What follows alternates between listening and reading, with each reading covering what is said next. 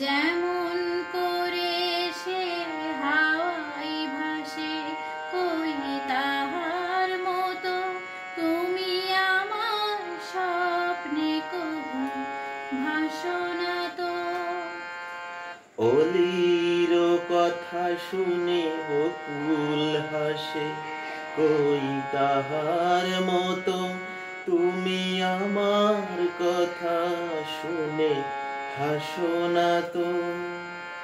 ধরার ধুলিতে যে ফাগুন আসে, কই তাহার মতো তুমি আমার কাছে কভু আসো না তো।